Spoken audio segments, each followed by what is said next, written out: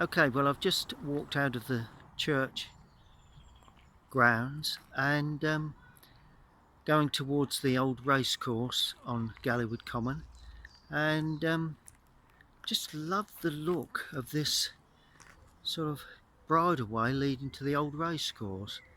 Um, Nice gate. Um, that is going to make a lovely subject. So what I'm going to do is take a photograph or two.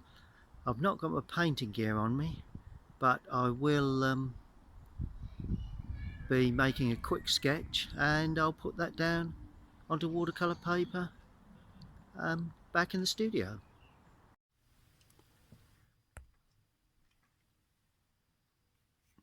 Okay, well, I've returned home and decided that I'd put this down straight away. I rather like the look of it.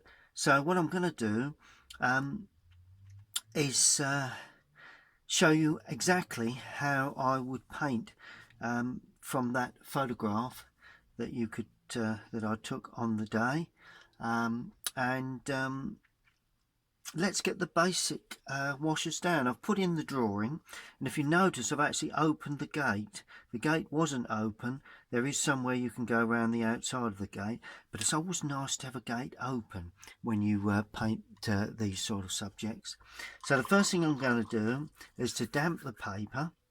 Now we've got sky, but the sky's very weak. The light was quite subtle. It wasn't particularly strong, but I'm actually going to improve on that a little bit, and I think it's nice to have a little bit of dappled light. And I'm hoping this to be a very quick one, because these sort of things always turn out better if you don't labour over them. Now the gate is going to be dark against the light background, so I can paint over that.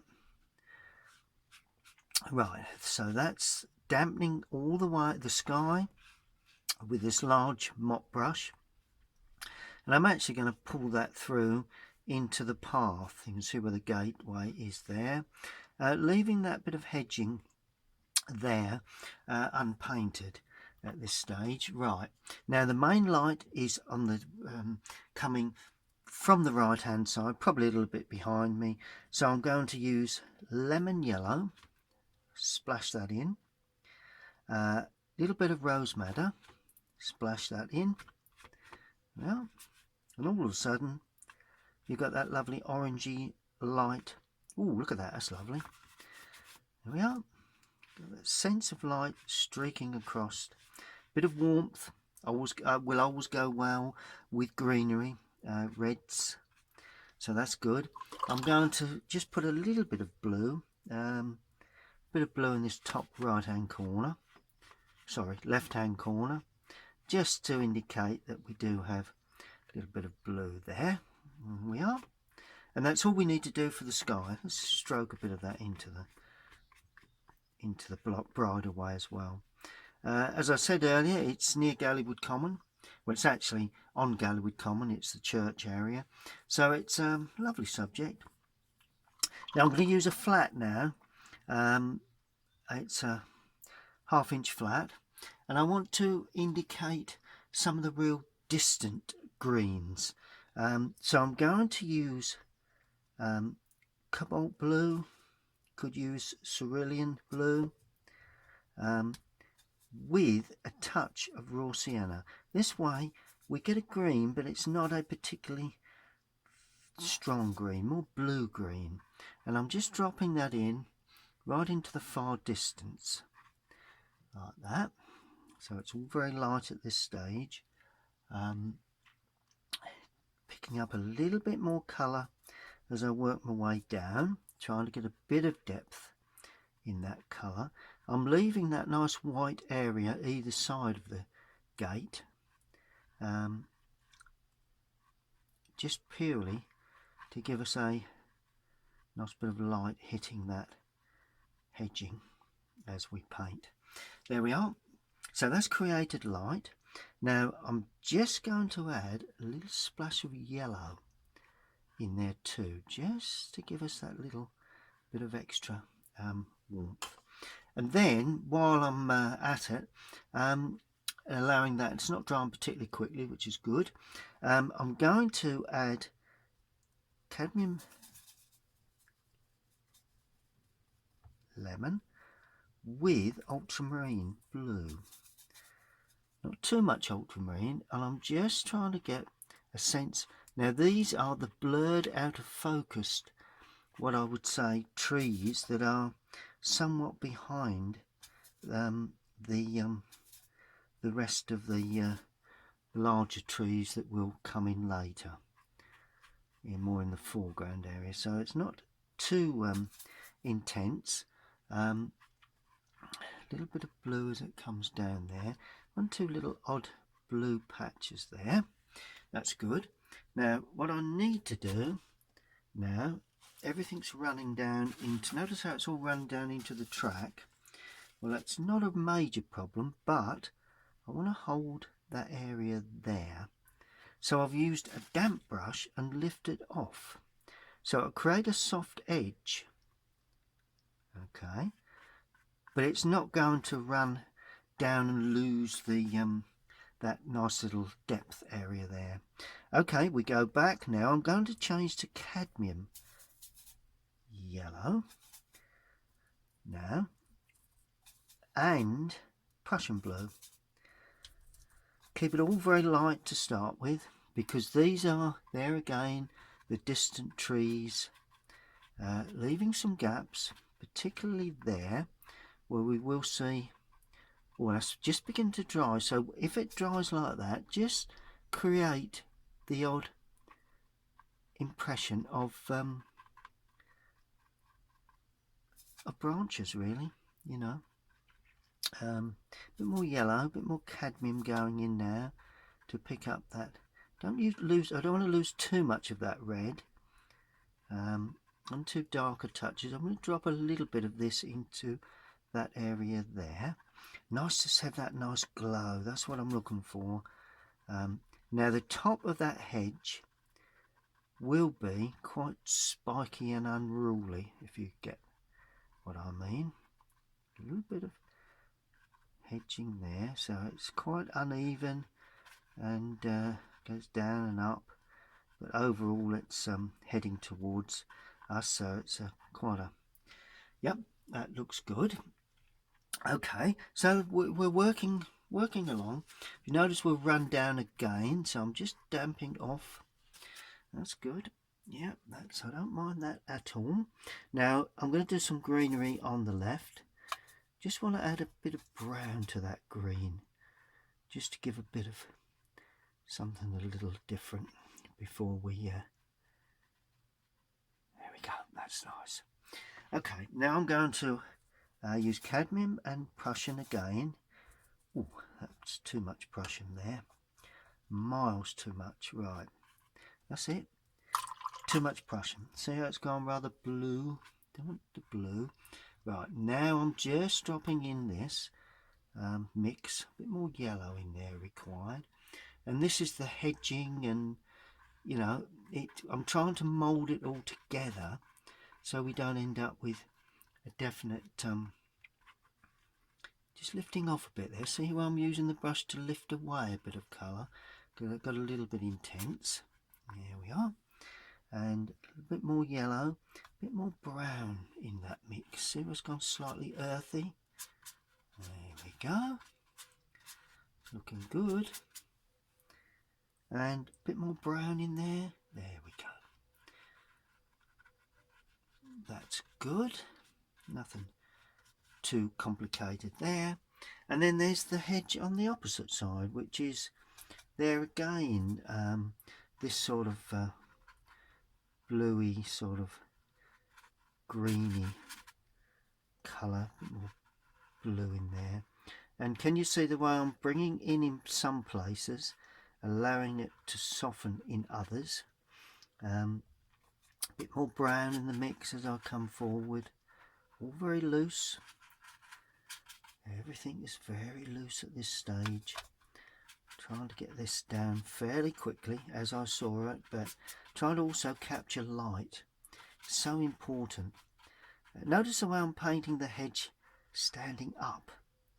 Now when I paint the track, which is my next area, with a bit of light red, touch of light red, there you go, along the track. And when I paint that, I'll be painting across. So important that you paint the contour of the ground. Put a little bit of red in there. Remember my favourite trick? Dropping a little bit of red in the foreground, matches the sky very well, it always goes well with greens. And then I'm using burnt sienna for what is in effect the autumn leafing of last year, that's still laying around the track. And a little bit more that side. And notice I'm being quite rough in the foreground, but I'm still trying to hold that. There you go.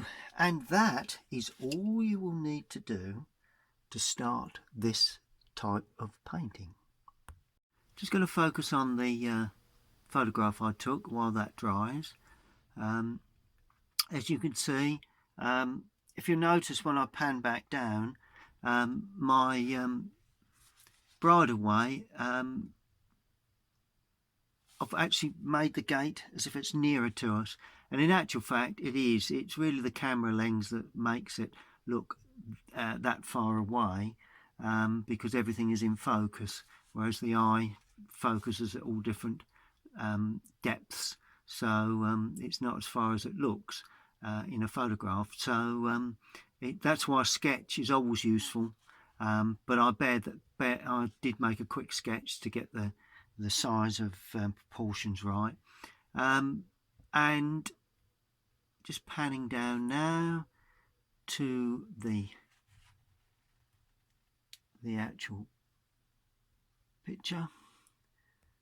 Let's just pull back in.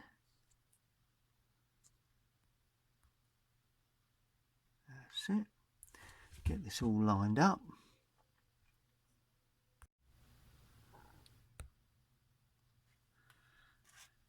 Okay, well, let's continue with this. It's beginning to dry, but it's not completely dry, which is not a problem. Now, the next stage will be trees that are just behind the main foreground trees. Got to be aware of the light all the time, and for these I'm using burnt sienna, Prussian blue, cadmium yellow.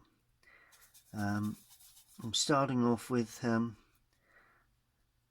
trying to keep everything fresh, so it's a little bit more yellow than brown, and I'm just going to tease across the paper. See the way I'm teasing the brush across the paper, creating the illusion of branches. There we are. And we come down here like that, leaving gaps. There we are, a little bit of sky there, just go over that. So that's softening into the background. I'm going to go a little darker in the lower area there. And there is just a little hint, the odd branch just coming out, just hanging over that lighter area there. There you go.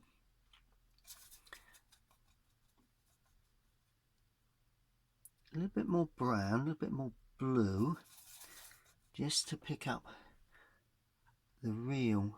There are one or two little darker touches here and there, not too many, particularly around that area there, and overhanging the hedging to a certain extent. That's it, and that just feeds in like that. So it's all about tone, as well as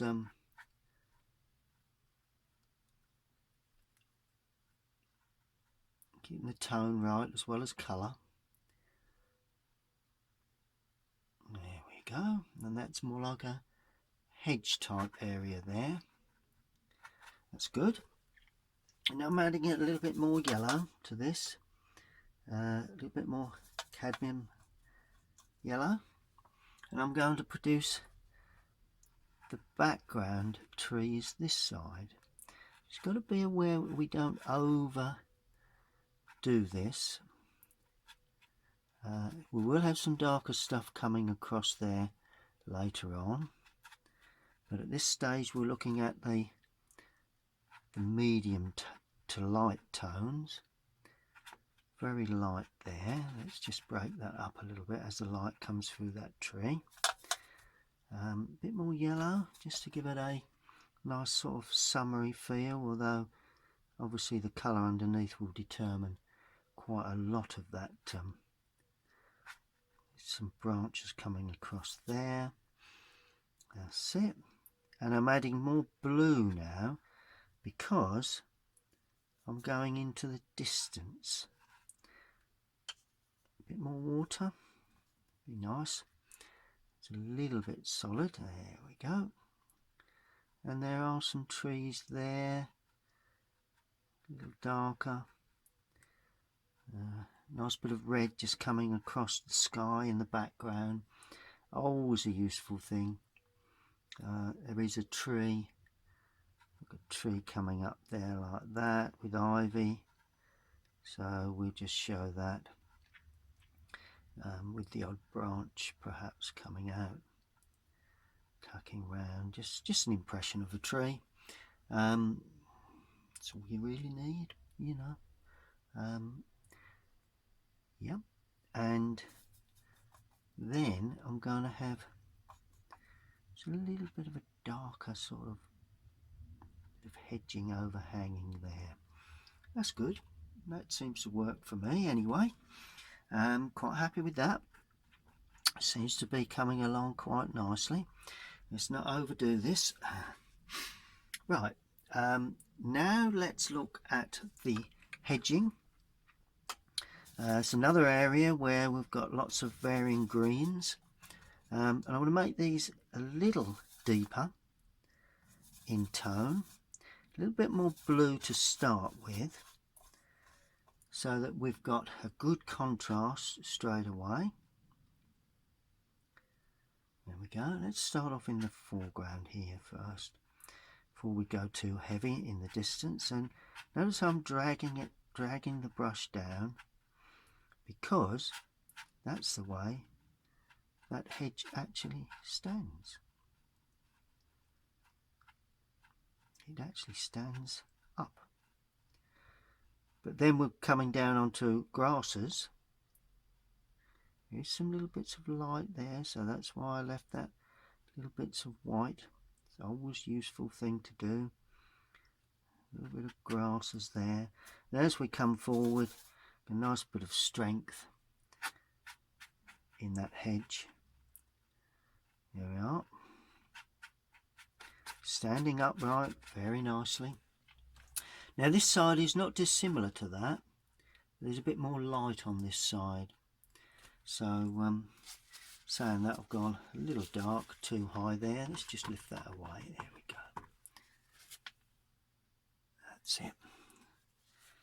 It's actually coming down like that. That's it. Heading down, and then as we get down into this lower area, it sort of stands up. A spiky sort of effect. Does a bit in the distance there. There we go. That's good. Yep, that's all looking pretty healthy. Good. We'll allow that to dry.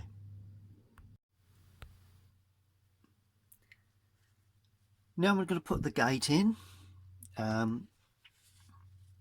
it's dried up. Now it's beginning to dry off a little.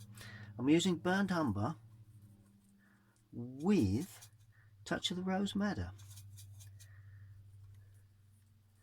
Just want that gate to be nice and warm. There's a bit of Prussian blue in there as well. Don't want to make it too dark, but we have a nice large gate post there.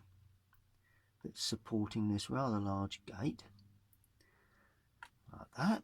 We have another post there, quite a large affair, obviously because it's quite a large gate. Then we have the gate itself, the old classic 5-bar gate, I suppose. 1, 2, 3, 4, 5, and notice the perspective, the way, you know, the way the gate tapers because it's open, you know. Then we have the bars that run across, and we've got 2 of those because it's such a long gate. One like that and one like that. Always useful to see where they actually cross so that you get correct formation of those, but there you go.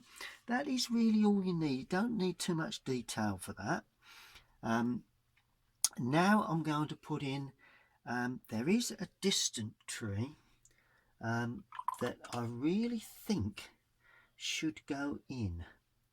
I'm using a lot of blue for this with the brown to make a very dull, weak sort of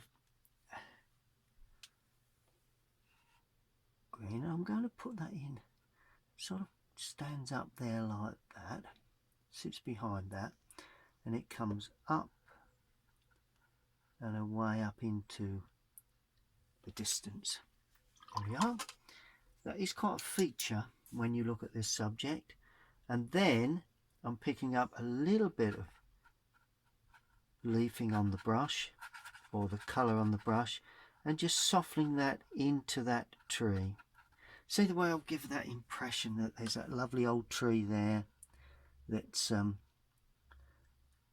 but it's very soft, very distant, very weak. May need to go just a little stronger with that. There we go. Let's just touch that in a touch more. It will dry considerably lighter. This breaks, opens up a bit there. But basically, you don't really see much more of the tree than that. We've got other trees coming across. Good. And that really is all we need for that little distance area behind the gate.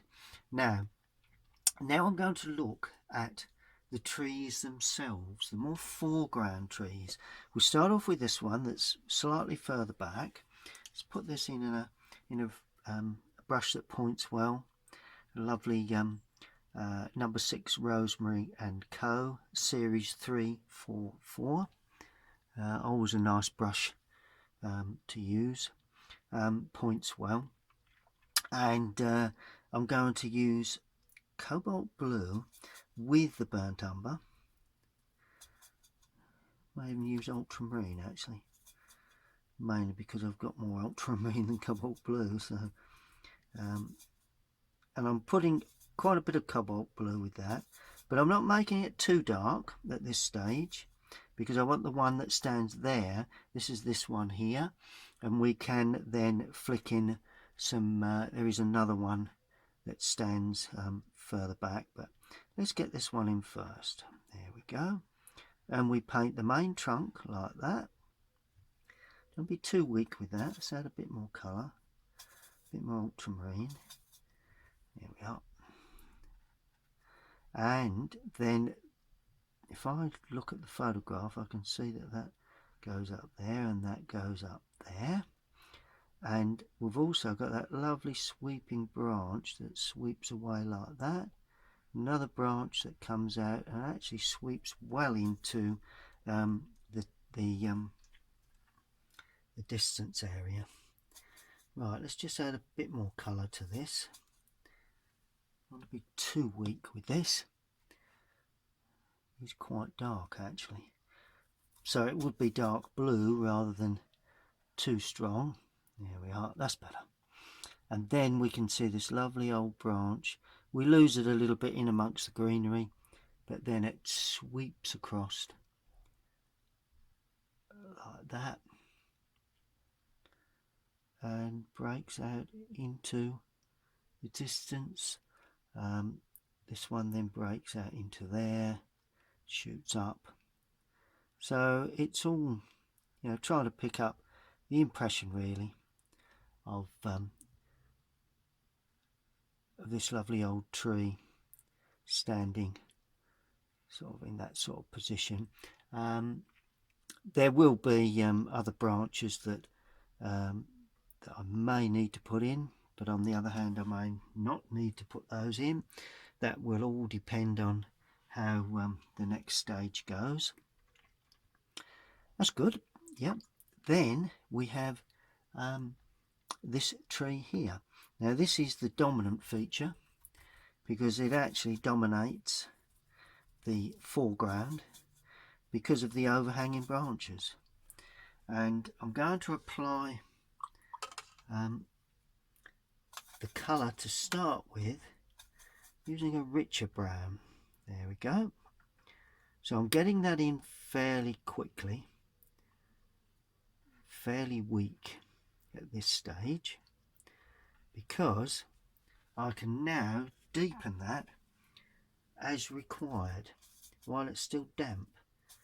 So in other words, the lower part of that, let's use a bit of burnt sienna too, give a bit of rich colour. That's better. We can actually see that branch coming away there.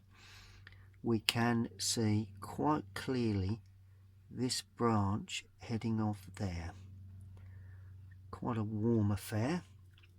A bit more brown in there to give us a nice dark edge at the back. There we go. And then we head off up to the top of the tree where it gets weaker because of the light, the glare of the light.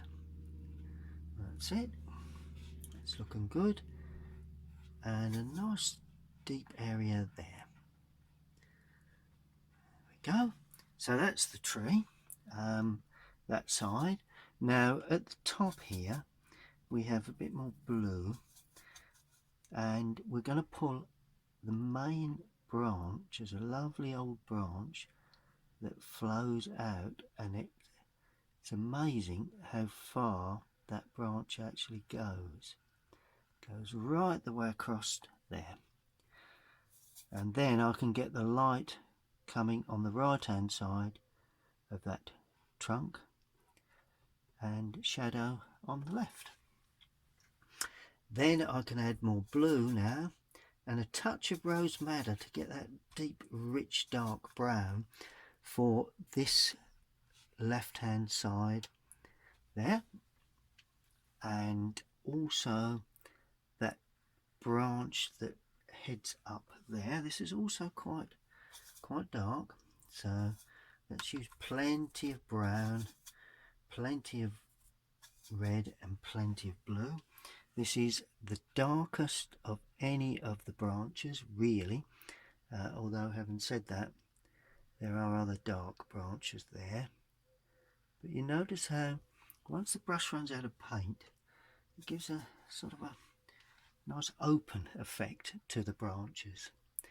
So that's always a good thing. And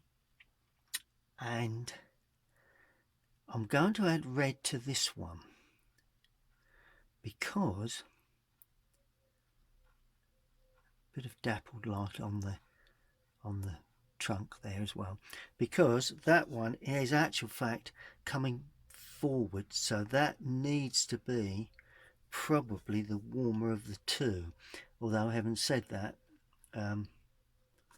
it's and that just sneaks across like that, and we have the odd branch coming down, so we can definitely see the difference between that one that sits back and this one that stands forward. Then we have, using the point of the brush, some lovely little branches that hang over and into this lower area. You get some that head off up. It's a bit wide, but so is that branch, so let's widen that up. There we are, and that then runs across. Nice bit of depth. It is quite a wide sort of a branch that compared to the tree, so I'm just improving on that. Just because it comes forward really, and then this goes then out in towards, and that goes up, and this one comes down, another little one comes down there. Good. So that, let's just darken that off in the end. You know, I'm trying to balance the picture as I paint, and that is vital. That's the way you should paint. Good. So that's that. Let's have a think about our shadow. And we're more or less on to the sort of final stage, really, where we need to put in our dark branches, our dark tree work. And for this, I'm going to use burnt sienna and Prussian blue for the dark greens, and a little cadmium, particularly to start with. And don't want too much paint on the brush for this. And we've got a dark area of branch work coming across there. It actually covers over some of that branch. There we are, a little area there. And because that tree is still damp, you can blend that. Always a good thing to do, to have dark areas. You need dark areas to show up any light areas. And then we come to dark overhanging branches. This shows up the crispness of the under branches, really, or the under tree. That's it, the way it all hangs down. And in the lower area, it's got a bit blobby, so let's just soften that, just so as it gives a bit of depth. There we are. See how you give depth once you soften these colours. There we are, nice bit of branch work coming in. We're also going to show some darker branch work in that area there. There is some coming across the trunk, so just sweep that in like that. There we are, a little bit more overhanging there. And as I say, I'm actually bringing in a little of the trunk, you know, wiping a bit of colour away from the trunk as well. There's just some nice little dark patches there. All gives a sense of light coming through those branches. Similar sort of thing the other side. Prussian blue, cadmium yellow, and this is a little bit more open, so the brush is quite dry here. Okay, so we've got a bit of openness to these branches, not quite as dense, but having said that, I'm just thickening up that as it goes out of picture. And then we have another branch coming down here, bit of branch work coming down there. That's looking good. Burnt sienna, Prussian blue, a bit more Prussian blue in here now, just to get that real dark feel to some of these areas. A nice textured look to that. That's it. They almost blend together at that point. I'm going to just pull a bit of that top in as well. There you go. And getting there, slowly but surely, getting that sense of sunlight through trees on Galleywood Common. That's what we're trying to achieve anyway. And now we've got a bit more sort of overhanging branches and bits and bobs going on there. That's good. Now I'm going to damp and paint,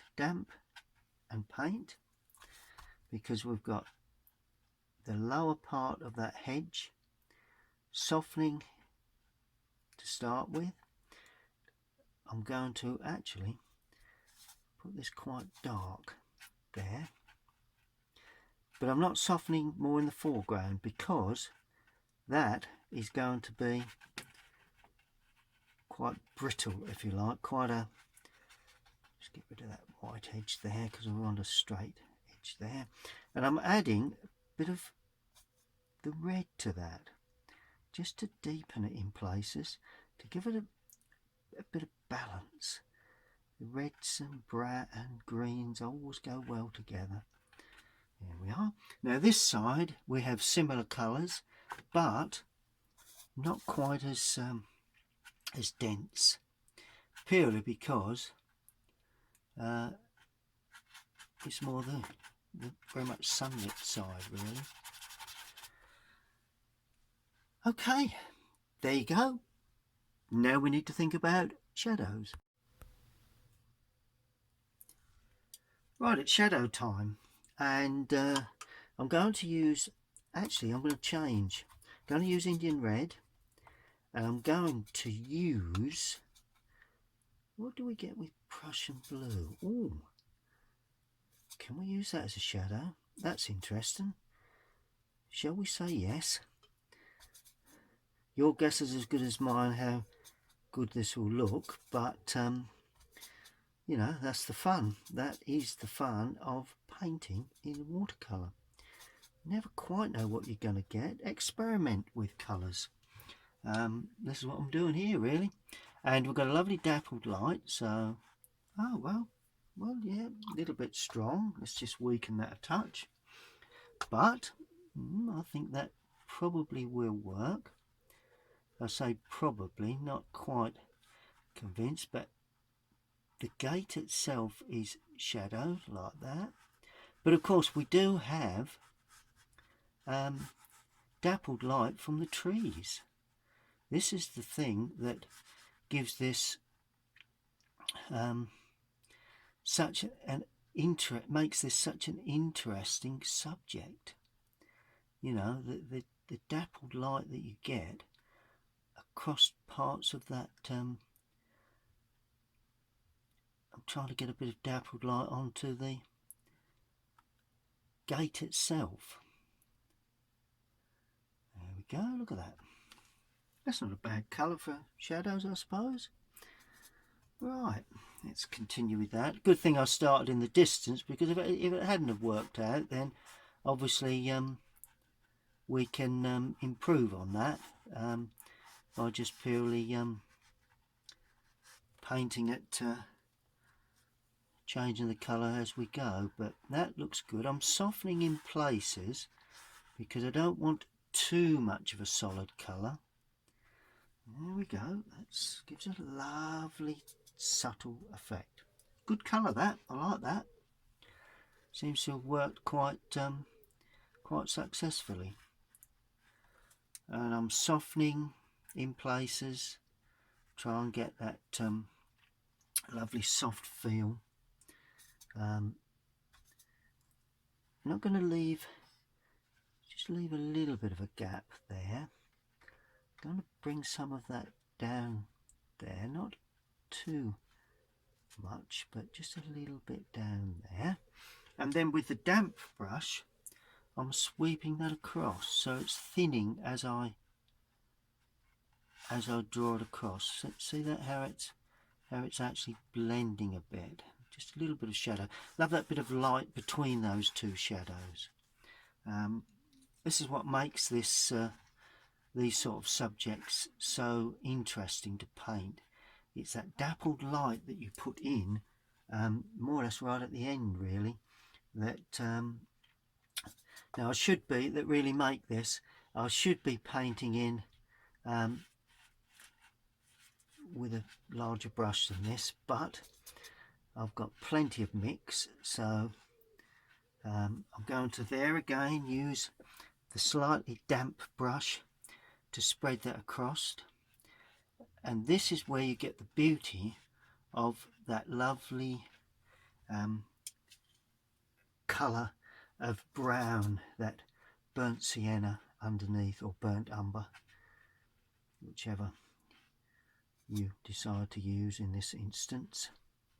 And as we go forward, this is where we can leave plenty of gaps and make it a bit more dappled. Here we plenty of interest there. And then I'm going to use the larger brush now.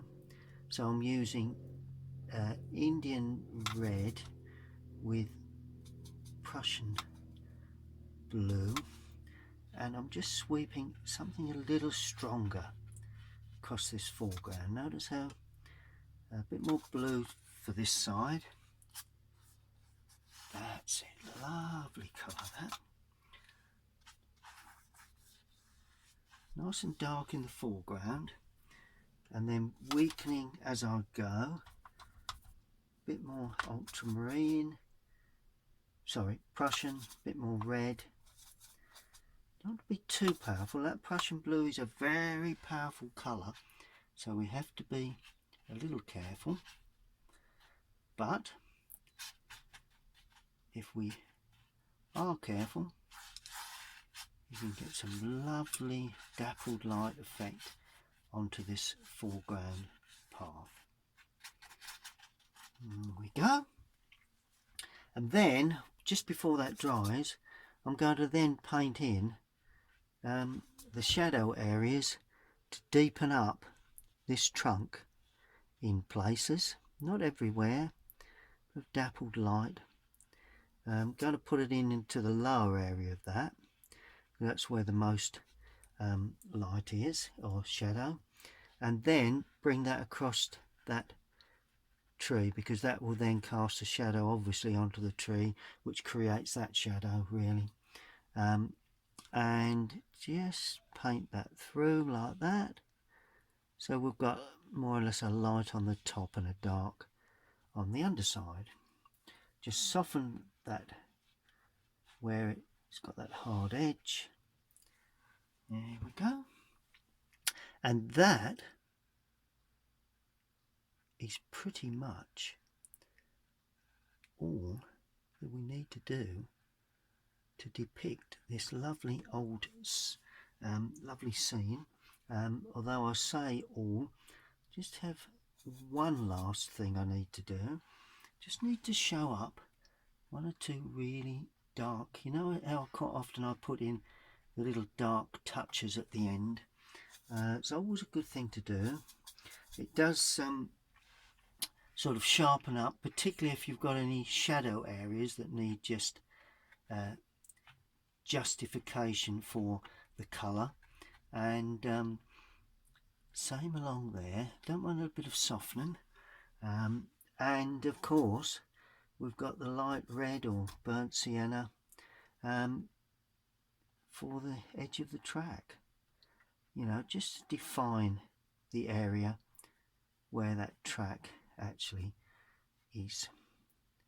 Got a bit of colour there, but it's always nice to clearly define that as it runs away. There we are, and a little bit of texture running up the shadow work,